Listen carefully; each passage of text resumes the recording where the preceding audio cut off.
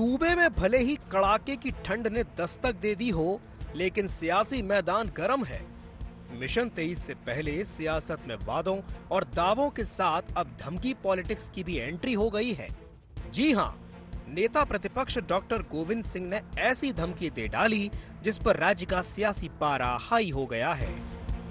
पन्ना पहुंचे नेता प्रतिपक्ष डॉक्टर गोविंद सिंह ने अफसरों को अल्टीमेटम दिया है। कहा कि 8 महीने बाद कांग्रेस सरकार के आने पर जिन कांग्रेस नेताओं के ऊपर झूठे मुकदमे लगाए हैं और पुलिस ने चपरासी और नौकर बनकर काम किया है, उनको सबक सिखाया जाएगा। सुनिए, आप भी सुनिए।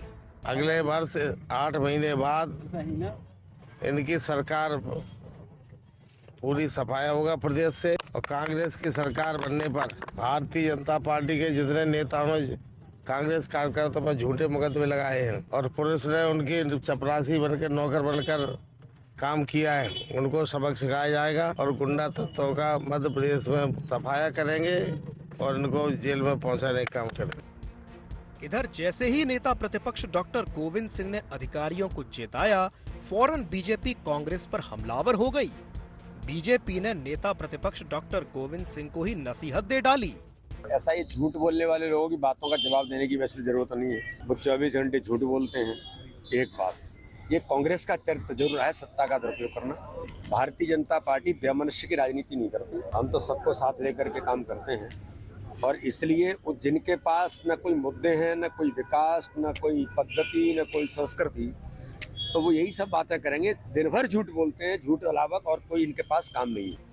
एमपी में धमकी पॉलिटिक्स का ये कोई नया मामला नहीं है। इससे पहले भी धमकी की पॉलिटिक्स जमकर चली थी, जिस पर सियासी पारा हाई रहा था। अब सवाल ये उठता है कि डॉक्टर गोविंद सिंह की धमकी के मायने क्या हैं? क्या डॉक्टर गोविंद सिंह धमकी पॉलिटिक्स के जरिए प्रशासन पर दबाव बनाना चाहते हैं, या फिर उनकी धमकी सियासी सुर्खियां बटोरने का एक जरिया है? Bureau report, IND 24।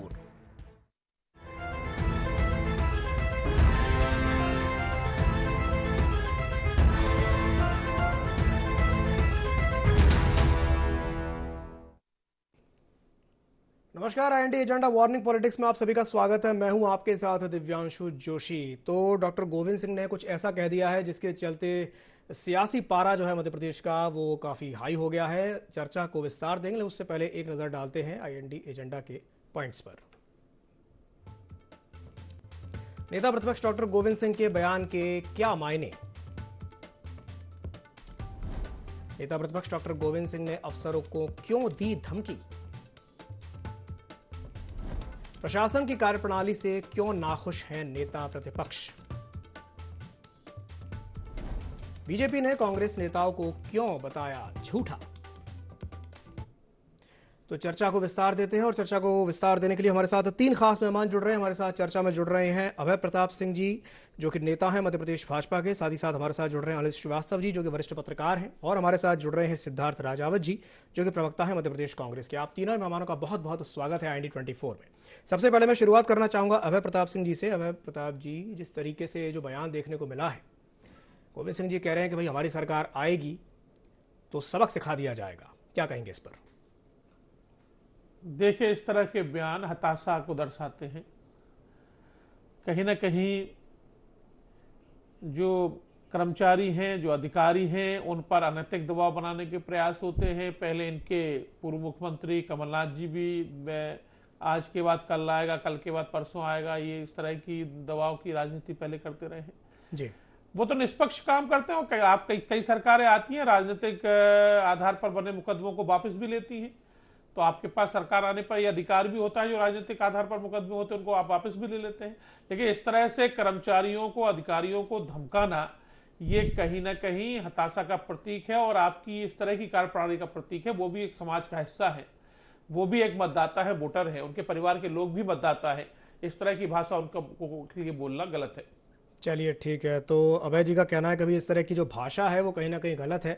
मैं प्रतिक्रिया ले लेता हूं अनिल श्रीवास्तव जी से, हमारे साथ जुड़े हुए वरिष्ठ पत्रकार हैं। अनिल जी, क्या कहेंगे अभय जी की बात पर? वो कह रहे हैं कि भाई इस तरह की भाषा उनको नहीं बोलनी चाहिए, भाषा उनको शोभा नहीं देती। क्या कहेंगे इस पर? देखिए दिव्यांशु जी, सबसे बड़ी बात तो है कि ये पैटर्न चलता ही रहता है, जी। चाहे वो कांग्रेस हो, चाहे भारतीय जनता पार्टी हो। दरअसल सबसे बड़ी बात स्थिति ये जैसे जैसे समय बीतता जा रहा है, स्थिति ये होती जा रही है कि चाहे वो अफसर हों, चाहे वो कर्मचारी हों, चाहे दीगर लोग हों, सरकार के साथ रह के अपने नंबर बढ़ाने के चक्कर में लगे रहते हैं। मैंने देखा है जिस समय कांग्रेस कमलनाथ सरकार थी और भारतीय जनता पार्टी विपक्ष में थी, तो जो भाषा का उपयोग आज डॉक्टर गोविंद सिंह कर रहे हैं नेता प्रतिपक्ष, उसी भाषा का उपयोग शिवराज सिंह चौहान करते थे, खुलेआम अधिकारियों को चेतावनी देते थे। तो ये तो आज की परंपरा नहीं है, ये बरसों पुरानी परंपरा है। जो भी पार्टी विपक्ष में रहती है वो अफसरों को तानती है, और इसमें भारतीय जनता पार्टी और कांग्रेस दोनों एक बराबर है, अपन किसी को दोष नहीं दे सकते। अलबत्ता गोविंद सिंह जी का इस समय बयान मेरे को थोड़ा समझ में इसलिए नहीं आ रहा कि अफसरशाही किसी भी उपचुनाव में सरकार का खुल के मदद करती है, सरकार के साथ रहती है। हमेशा ये देखा, चाहे वो भारतीय जनता पार्टी की सरकार हो, चाहे वो कांग्रेस की सरकार हो, बिल्कुल। तो उस दौरान अफसरशाही उपचुनावों में और निकाय चुनावों में सरकार के साथ रहती है, और अपने नंबर बढ़ाने के लिए अधिकारी जैसा सरकार का इशारा होता है वैसा काम करते हैं। अब कोई उपचुनाव नहीं है, अब मुख्य चुनाव है, और मुख्य चुनाव में कभी भी कोई अधिकारी खुल के किसी का सपोर्ट नहीं करता, वो डरता है, उसे डर रहता है कि कहीं ऐसा ना हो कि सत्ता परिवर्तन हो जाए तो हमारे लेने के देने पड़ जाए। तो अब ये स्थिति नहीं है, ये ज्यादातर स्थिति उपचुनावों में होती है, निकाय चुनावों में रहती है, और ये बीमारी जो है सभी दलों में है, और जो विपक्ष में रहता है वो इसी प्रकार की भाषा का उपयोग करता है। चलिए ठीक है, हमारे साथ सिद्धार्थ राजावत जी भी जुड़ गए हैं, मैं एक प्रतिक्रिया उनकी भी ले लेता हूं। सिद्धार्थ जी, नेता प्रतिपक्ष डॉक्टर गोविंद सिंह जी के बयान पर वीडी शर्मा जी ने तो कुछ कहने से ही मना कर दिया। उन्होंने तो कहा कि भाई कांग्रेस का काम दिन भर झूठ बोलना है और मैं इस बयान पर कोई भी प्रतिक्रिया नहीं दूंगा। हमारे साथ एक और खास मेहमान जुड़े हुए हैं, अभय प्रताप सिंह यादव जी, और उनका कहना यह है कि भाई उनका ये जो बयान है ये कहीं ना कहीं हताशा को दिखाता है, निराशा को दिखाता है। क्या कहेंगे इस पर? नहीं, देखिए, किसने क्या बोला किसने क्या नहीं बोला उससे मेरे को कोई भी मतलब नहीं है, पर आपको मैं बता दूं, जिस समय उपचुनाव हुए थे और निकाय चुनाव हुए थे तब भी माननीय कमलनाथ जी ने बोला था, और एक टोल फ्री नंबर भी जारी किया गया था, और सभी कैंडिडेटों को बोला गया था कि पुलिस, पैसा, प्रशासन तीनों का जो दुरुपयोग हो रहा है, और जो अधिकारी भारतीय जनता पार्टी का बिल्ला पहन के काम कर रहे हैं, जो तमगा लगाए हुए हैं भारतीय जनता पार्टी का, उनका नाम और उनका नंबर और उनकी जो वीडियो बना के आप भेजिएगा। बाकायदा मेल आईडी भी एक हम लोगों ने घोषित की थी, तो उसमें हमारे पास बहुत सारी अधिकारियों की ना शिकायतें आई। आप देखिए, चंबल क्षेत्र में भारी मात्रा में हेरा फेरी हुई चुनाव में। आप उज्जैन देखिएगा, आप बुरहानपुर देखिएगा, किस प्रकार से पुलिस, पैसा, प्रशासन का तीनों का दुरुपयोग किया गया। तो गोविंद सिंह जी ने जो बोला है वो गलत नहीं बोला है, कि माननीय कमलनाथ जी ने भी बोला था कि आज के बाद कल भी आएगा, तो अवश्य आएगा और सत्ता परिवर्तन होगा। किसी भी अधिकारी को, चाहे कांग्रेस हो, चाहे बीजेपी हो, चाहे बीएसपी हो, या समाजवादी पार्टी हो, या आम आदमी पार्टी हो, किसी भी शासकीय कर्मचारी को तमगा नहीं लगाना चाहिए।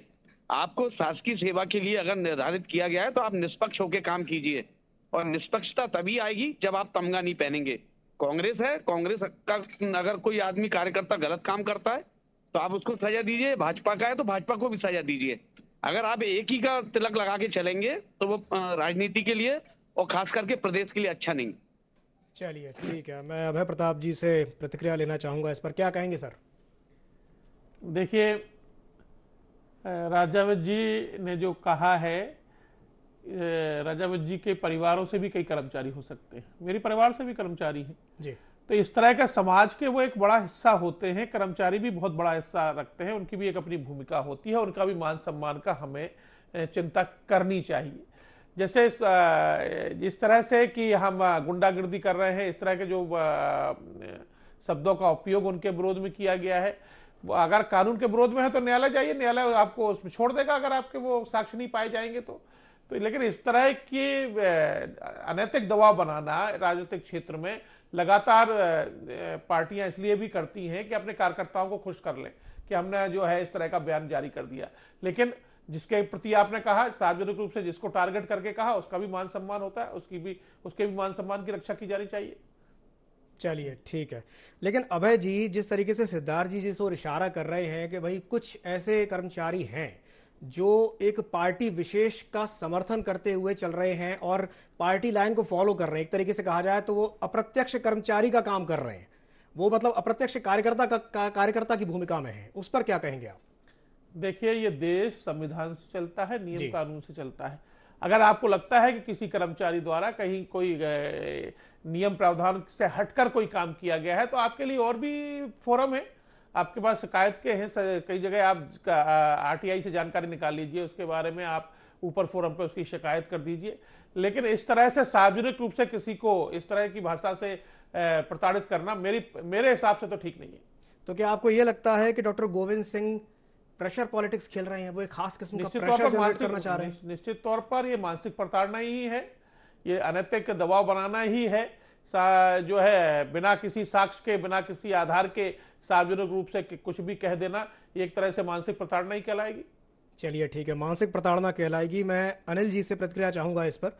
अनिल जी, अभय जी की बात पर क्या कहेंगे कि भाई प्रेशर पॉलिटिक्स खेली जा रही है, दबाव की राजनीति हो रही है, क्या कहेंगे इस पर? देखिए, दबाव की राजनीति, मैंने अभी आपसे बोला जोशी जी कि दबाव की राजनीति केवल कांग्रेस की तरफ से नहीं होती। भारतीय जनता पार्टी जो भी सत्ता में रहता है, उसके विपक्ष में जो पार्टी है वो करती है। अभी मैं एक आपको किस्सा सुनाऊं कि किस तरीके से अधिकारी और कर्मचारियों का राजनीतिकरण हो रहा है। हर मतलब पिछले 15-20 सालों में जिस तरीके से इनके नेचर में परिवर्तन आया है और ये सत्ता के साथ जोड़ के चले आ रहे हैं, चाहे सरकार किसी की भी हो, वो मेरे ख्याल से आने वाले समय में बहुत खराब संकेत है और ये नहीं होना चाहिए। अफसरशाही होती है, और वो भी खास तौर से वरिष्ठ अधिकारी जो आईएएस है, आईपीएस है, उनको कम से कम केवल और केवल नीतिगत निर्णयों पर अमल करना चाहिए, इससे हटकर कुछ नहीं करना चाहिए।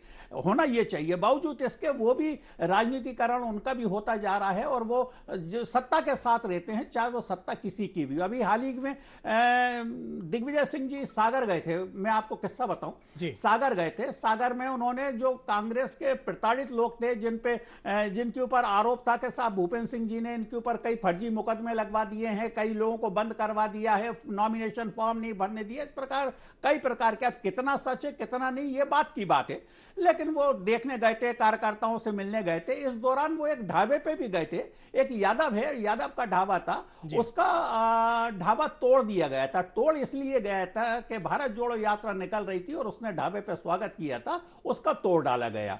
दिग्विजय सिंह वहां भी पहुंचे, खैर जो कुछ हुआ मामला खत्म हुआ। दिग्विजय सिंह लौट कर आए, उसके दूसरे दिन फिर से वो ढाबा तोड़ डाला गया। ये अब क्या है?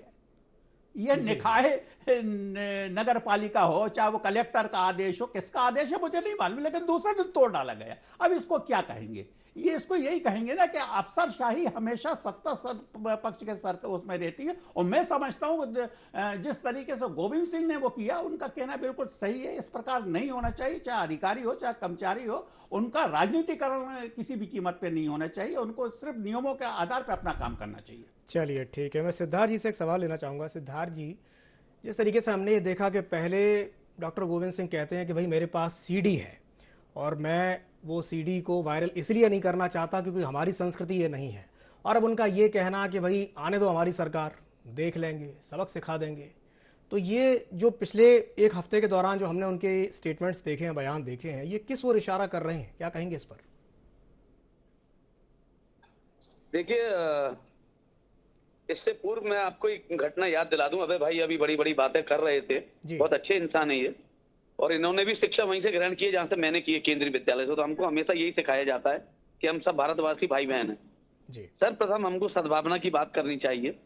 आप देखिए, टीकमगढ़ के चुनाव में एक सरपंच थे, यादव थे, मैं भी नाम उनका भूल रहा हूं, और उनको कलेक्टर सर्टिफिकेट दे देता है, और 1 घंटे बाद एसपी बाकायदा बल के संग जाता है, उनका घर तोड़ता है और उनसे वो सर्टिफिकेट छिनाता है, और तुरंत विपक्षी पार्टी के, भाजपा के दूसरे आदमी को कलेक्टर द्वारा दबाव देके सर्टिफिकेट जारी कर दिया जाता है, जो कि बाकायदा हमने वीडियो बना के अभी कोर्ट में भी है, चुनाव आयोग को भी दिया है। ऐसे दर्जनों उदाहरण हैं। आपने भोपाल के अंदर देखा था किस प्रकार से हमारे जो चुने हुए मेंबर्स थे, उनको किस प्रकार से गाड़ियों में लेके अंदर वोट डलवाने के लिए लेके गए थे, जिसमें खुद रामेश्वर शर्मा जी, बड़े बड़े दिग्गज नेता थे, किस प्रकार से लेके गए, और माननीय दिग्विजय सिंह जी को सामने धक्का मुक्की कर रहे हैं। और उसको क्या प्रचलित किया गया कि माननीय दिग्विजय सिंह जी पुलिस वाले को धक्का दे रहे हैं, जबकि किस प्रकार से एक पूर्व मुख्यमंत्री के साथ बदतमीजी की गई। ये लोकतंत्र की हत्या का पूरा जो फॉर्मेट बनाया है, ये इसकी तैयारी करी है, ये उसकी शुरुआत है। भारतीय जनता पार्टी कभी भी आस्था नहीं रखती लोकतंत्र में। किस प्रकार से 28 लोगों को, चुने हुए लोगों को पैसा देकर सरकार गिराई, जब शुद्ध का युद्ध माफियाओं के खिलाफ जब कार्रवाइयां शुरू हुई, और उसमें कांग्रेसियों की भी है ना खिलाफ कार्रवाइयां हुई थी। मैं आपको बता दूं, माननीय कमलनाथ जी ने बोला था मैं किसी की नहीं सुनूंगा, चाहे कांग्रेसी हो, चाहे भाजपा का हो, या कोई भी माफिया हो, किसी से भी अगर उसकी सांठगांठ होगी तो उसको छोड़ा नहीं जाएगा। बाकायदा कांग्रेसी नेताओं जो बाहुबली थे, जो माफियाओं से सांठगांठ थी, जो माफिया से माफियागिरी करते थे, उनके घर पे भी बुलडोजर चलाया था हमने। पर भारतीय जनता पार्टी जिस हिसाब से कार्य कर रही है, ये आने वाले समय के लिए, राजनीति के लिए और प्रदेश के लिए अच्छा नहीं है। इससे भावनाओं के प्रति बदलाव आ रहा है, फिर वही टिट फॉर टैट वाली कार्रवाई होगी। ठीक है, कांग्रेस पार्टी को मजबूरन वही करना पड़ेगा जो भारतीय जनता पार्टी जिस रास्ते पे चल रही है। आप जनता की कोविड में देखिए क्या हालत हुई, आपने जनता की नहीं सुनी। कोविड में जिनके परिजन मरे हैं उनको आज तक मुआवजा नहीं दिया, किसानों को पिछले अतिवृष्टि का मुआवजा नहीं दिया, 10,000 करोड़ से ज्यादा का केंद्र से जो पैसा आना है वो नहीं आया। मुद्दों पे बात नहीं करते, हिंदू मुस्लिम हिजाब, और अब ले दे के जो अधिकारी हैं, अधिकारी कहीं ना कहीं 7,832 कांग्रेस के कार्यकर्ताओं पे केस लगा के जेल में डाला है। और जो आदिवासी दलित आंदोलन बैकलॉग के पदों के लिए आते हैं, या जो एक वो था आदिवासियों का समूह था, वो बच्ची आती है 250-300 किलोमीटर से पैदल चल के, उस पर लाठीचार्ज करके और उसको गाड़ी में बैठाल के 70 किलोमीटर दूर छोड़ दिया जाता है। आप देखिए, जो छात्रावास थे, आदिम जाति कल्याण विभाग 4,000 बंद हो गए, हमारा रोजगार कार्यालय बंद हो गया जहाँ पंजीयन होता था। आप विकास की बात नहीं करते। आप क्या बोलकर आए थे, स्वर्णिम मध्य प्रदेश बनाएंगे, फिर आपने कहा कि विकसित मध्य प्रदेश बनाएंगे, फिर आपने कहा आत्मनिर्भर बनाएंगे। इतना आत्मनिर्भर बना दिया है कि एनसीआरबी की रिपोर्ट में बाल अपराध में नंबर 1, महिला अत्याचार में नंबर 1, 13,000 नाबालिग बालिग बच्चियां गायब हैं मध्य प्रदेश से। क्या मुख्यमंत्री ने उस पर संज्ञान लिया? 287 करोड़ की चिक्की खा गए। ठीक है सिद्धार्थ जी, बीजेपी जो कर रही है वो सबको दिखाई दे रहा है, लेकिन डॉक्टर गोविंद सिंह जो कर रहे हैं वो भी दिखाई दे रहा है, क्योंकि जिस तरीके से उनका जो बयान पहले आया कि भाई मेरे पास सीडी है लेकिन मैं वायरल नहीं करूंगा, संस्कृति के खिलाफ है, और फिर अभी वो ये कह रहे हैं कि हमारी सरकार आने दीजिए, सबक सिखा देंगे। मैं प्रतिक्रिया ले लेता हूं इस पर अभय प्रताप सिंह यादव जी से। अभय प्रताप जी, आपने सिद्धार्थ जी की भी बात सुनी, और जिस तरीके से हम देख रहे हैं पिछले कुछ समय से डॉक्टर गोविंद सिंह के जो स्टेटमेंट्स आ रहे हैं, किस ओर इशारा कर रहे हैं, क्या कहेंगे? देखिए, अभी सिद्धार्थ जी ने भी पूरा झूठ का पुलंदा रखा जी। जो वो कह सकते थे झूठ, उन्होंने पूरा झूठ रखा, और नेता प्रतिपक्ष ने भी ऐसे ही झूठ फैलाया है। हमारे तो गृह मंत्री नरोत्तम मिश्रा जी ने, प्रदेश अध्यक्ष माननीय BD शर्मा जी ने, सभी ने कहा है आपके पास कुछ है तो दीजिए, सार्वजनिक करिए। इसको केवल किसी संस्थाओं पर उसका चरित्र हनन करना, ये आपको इतने महत्वपूर्ण पद पर बैठकर शोभा नहीं देता। अगर आपके पास हो तो दीजिए ना, या आपको नहीं देना था तो फिर इसकी चर्चा करना, मतलब दो तरफा बात करना, सबसे ज्यादा आएंगी दो तरफा बात करना इस तरह से राजनीतिक क्षेत्र में, ये आपकी भी प्रमाणिकता पर प्रश्न चिन्ह लगाता है। इसलिए इस तरह का, और जहां तक है मध्य प्रदेश के विकास की, 2003 से आप तुलना कर लीजिए, इनका जो है -4.1% विकास दर थी, आज 19.5% से ज्यादा विकास दर है।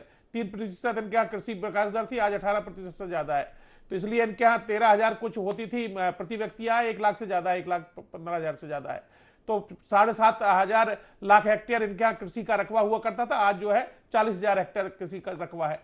तो लगातार मध्य प्रदेश साथ कृषि कर्मण पुरस्कार आपके मनमोहन सिंह जी ने भी, प्रधानमंत्री ने मध्य प्रदेश को दिए हैं कृषि कर्मण पुरस्कार।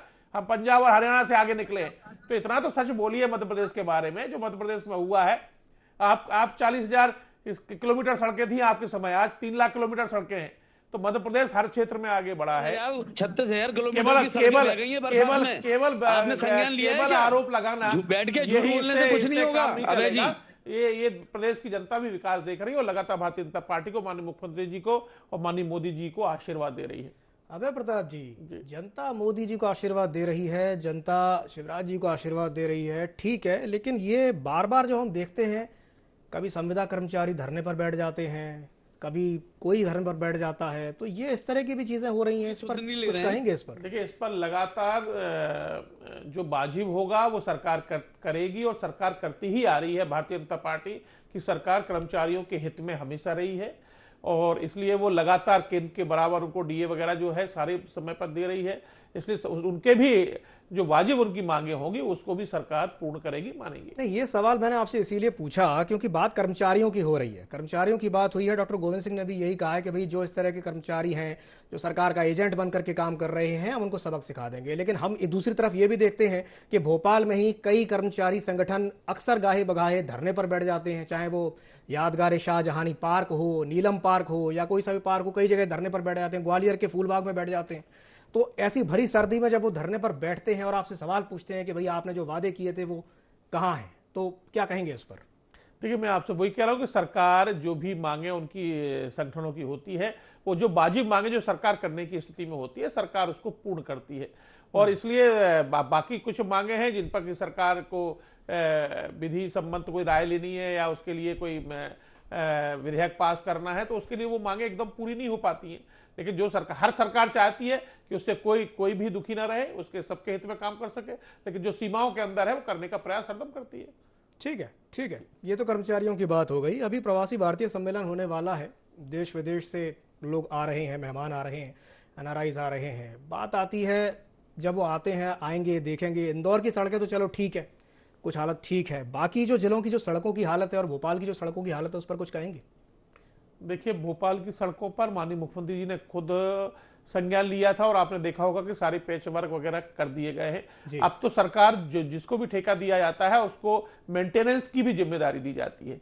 इसलिए अब सरकार सड़कें, वो जो कांग्रेस कार्यकाल की सड़कें नहीं है, अब तो सड़कें अगर बन रही हैं, जो कुछ टाइम पीरियड जो भी उसका है उसमें उसकी जो एक राशि रखी जाती है सिक्योरिटी के तौर पर, इसलिए रखी जाती है कि वो पैच वर्क भी, मेंटेनेंस भी कराएंगे। इसलिए ज्यादातर सड़कें सुधार दी गई हैं। माननीय मुख्यमंत्री जी ने खुद इस पर चिंता व्यक्त की थी और आने वाले समय भी जो भी रही होंगी वो भी बेहतर होंगी। चलिए ठीक है, मैं श्रीवास्तव जी से इस पर प्रतिक्रिया चाहूंगा। अनिल जी, सड़कों की स्थिति के बारे में जो अभय प्रताप जी कह रहे हैं, कितने सहमत हैं आप इससे?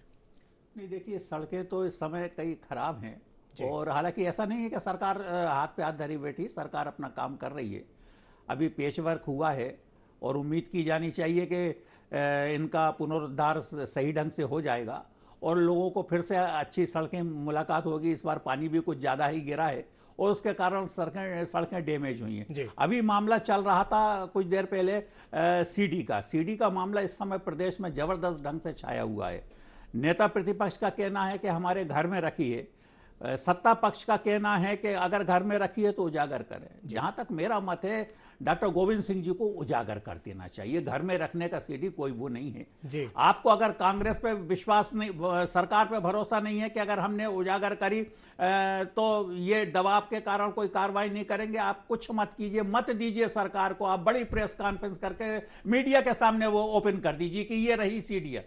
फैसला मीडिया करता रहेगा कि कितने सही हैं, वो किस वास्तव में हैं कि नहीं है या एडिट की हुई हैंगी। जिस तरीके से आजकल हिंदू मुस्लिम के कई वीडियो वायरल होते रहते हैं और ऑलमोस्ट सब के सब एडिट करे हुए रहते हैं, उसी तरीके से आप सीडी की भी जांच हो जाए, आप प्रेस कॉन्फ्रेंस रख के कर दें। घर में रखने का कोई अभी बीजेपी ने भी एक सीडी भेजी है, भजन की सीडी भेजी है। उन्होंने बोल रहे हैं कि आप भजन लगा करके देखिए, भजन सुनने की उम्र में अब देखिए इस तरह की सीडी ना रखें। देखिए, अगर विपक्ष की तरफ से कोई आरोप लगा है तो सत्ता पक्ष काउंटर तो करेगा ही, बिल्कुल काउंटर। लेकिन सत्ता पक्ष की ये मांग जायज है। मैं समझता हूं कि सीडी को उजागर करना चाहिए। आप मत सौंपिए सरकार को, मत सौंपिए पुलिस को, आप मीडिया के सामने उसको उजागर कर दीजिए कि ये सीडी है। फैसला मीडिया करता रहेगा। चलिए ठीक है, मैं अंतिम प्रतिक्रिया ले लूंगा, एक संक्षिप्त प्रतिक्रिया चाहूंगा सिद्धार्थ जी की। सिद्धार्थ जी, क्या कहेंगे इस पर? लगता है सिद्धार्थ जी से हमारा संपर्क नहीं हो पा रहा है। चलिए, आप तीनों ही मेहमानों को हमारे साथ जुड़ने के लिए बहुत बहुत धन्यवाद। यहाँ मैं इस चर्चा को विराम देना चाहूँगा। तो जिस तरीके से ये देखने में आया है कि भाई नेता प्रतिपक्ष डॉक्टर गोविंद सिंह ने ये कह दिया कि भाई हमारी सरकार आने दें, उसके बाद इस तरह के जो कर्मचारी हैं, जो सरकार का एजेंट बनकर के काम कर रहे हैं या जो सरकार को, मतलब सरकार की गाइडलाइन को फॉलो करते हुए काम कर रहे हैं, हम उनको देख लेंगे, उनको सबक सिखा देंगे। अब इस मुद्दे को लेकर के सियासत गर्मा गई है। बीजेपी ने भी इस मुद्दे को हाथों हाथ लिया और भाई उनका इस तरह से कहना है कि भाई इन बातों में कोई तर्क नहीं है। वीडी शर्मा ने तो यहां तक कह दिया कि भाई इस तरह के बयान पर वो किसी भी तरह की कोई प्रतिक्रिया देना ही नहीं चाहते और कांग्रेस को उन्होंने निहायत ही झूठा बता दिया। वो कह रहे हैं कि भाई कांग्रेस के नेता दिन भर झूठ बोलते रहते हैं। अब ये देखने वाली बात होगी कि भाई 2023 में जब कांग्रेस की सरकार आती है या नहीं आती, वो तो बात का मैटर है, वो जनता डिसाइड करेगी। सरकार अगर आती है तो क्या वाकई में कांग्रेस बदले की राजनीति से प्रेरित होकर इस तरह की कोई कार्रवाई करेगी या नहीं। तो IND एजेंडा में फिलहाल के लिए इतना ही। मुझे दीजिए इजाजत और आप बने रहिए IND 24 के साथ। नमस्कार।